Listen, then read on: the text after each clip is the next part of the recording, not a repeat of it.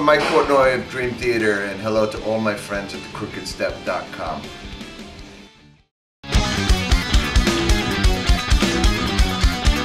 You know what? The relationship between the 5 members is the best it's ever been. In fact, ever since Jordan joined the band 10 years ago or 9 years ago, we get along better than ever. There's a chemistry between the 5 of us that is really incredibly strong.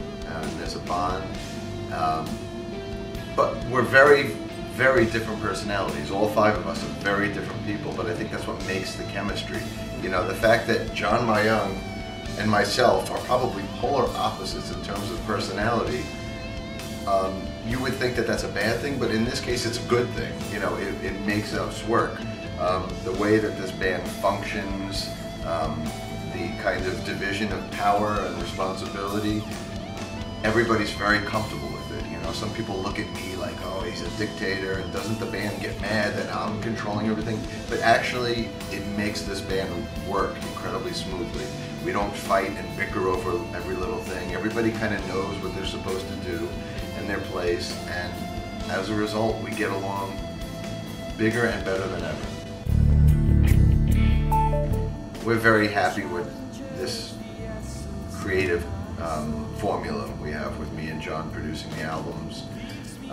You know, in the old days, making albums with an outside producer, whether it be David Prater with Images and Words, or Kevin Shirley with Falling into Infinity, those were very difficult records for us to make.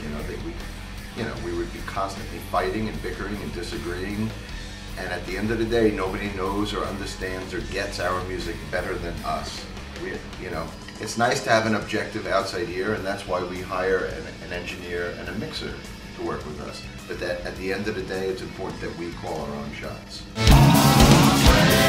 For me, I mean, I listen to a lot of different things, ranging from really heavy stuff like Oh Path and Lamb of God to, you know, stuff that's like pretty commercial like Coldplay, or, you know, I'm not a fan of kind of commercial hard rock or pop metal. That's one genre I'm not really crazy of, but you know, I listen to a lot of different things. You know, you may hear a band like Pantera saying that they go home and listen to, you know, the Beatles or Pink Floyd or whatever, but you don't hear it in their music. There's a lot of bands that may say they listen to a lot of things, but you don't hear it come through. With us, we let it all come through. You know, it doesn't matter if it's mellow or if it's complicated or if it's heavy or if it's simple. You know, we welcome all of the influences and we put it into the big giant melting pot. And you know, I think that's how you get a lot of different sides of the band. Master! To be honest, I don't really listen to Metallica that much anymore. My influence of theirs is Kill 'Em All to Injustice for All. You know, back in the early to mid to late 80s, that's when I listened to Metallica. Now I'll listen to them and check them out to see what they're doing, but it's not like it really has an impact on me musically. I like the old stuff. What do I expect from the new album? I have no idea, but I think their last album was a step in the right direction. I think the production wasn't so good, and maybe the vocal melodies weren't so good, but I did appreciate the fact that they were experimenting with longer songs and heavier songs. So I hope that they would continue more in that direction. This European tour has been awesome, and we have 1 week left before we go home for the holidays. So we're looking forward to that.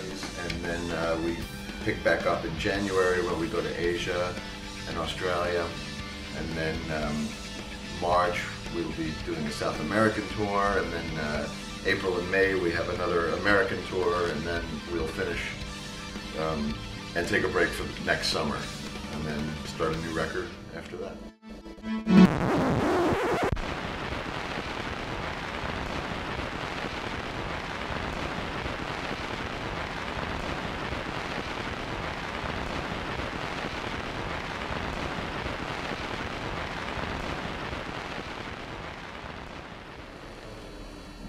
All right. It's cold. It's cold. It's for you. Right. Mucha fría.